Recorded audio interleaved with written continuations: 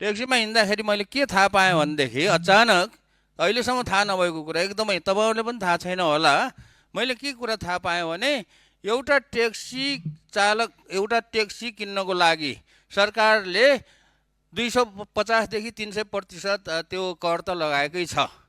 त्यसमा पनि अब ट्याक्सी चालकहरूलाई अझै कर के थप रहेछ भने त्यो ट्याक्सीको लाइसेन्स प्लेट लिनको लागि चाहिँ 15 लाख रुपियाँ, कालो प्लेट लिनको लागि।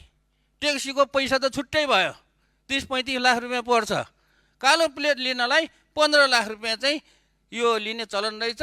यो कुरा म ट्याक्सीको ड्राइभरसँग कुरा गर्दा गर्दै यो कुरा थाहा पाएपछि मैले यातायात विभागको डिजीसँग कुरा गरेँ। यो के हो कुरा मैले त बुझिनँ भनेर भन्दाखेरि उहाँले चाहिँ यसमा चाहिँ चलखेलको कुराहरू ल्याउनु भएको छ हैन, यसमा सिन्डिकेटको कुराहरू आएको छ। यहाँ चाहिँ प्रदेश सरकारको पनि हात भएको देखिन्छ र अब यातायात विभागको पनि होला।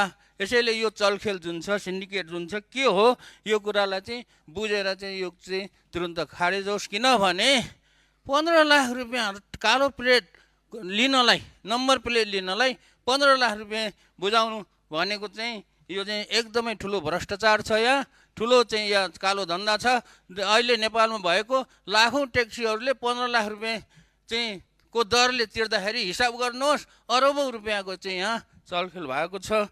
यो चाहिँ गर्नुहोस्। र अब 15 लाख रुपियाँ उठाउनको लागि दिनको 2000 रुपियाँको दरले पनि हिसाब गर्ने हो भनेदेखि त्यो ट्याक्सीले त्यो 15 लाख रुपियाँ उठाउन 25 महिना लाग्छ। अनि छोराछोरी कसरी पाल्छ, परिवार कसरी पाल्छ?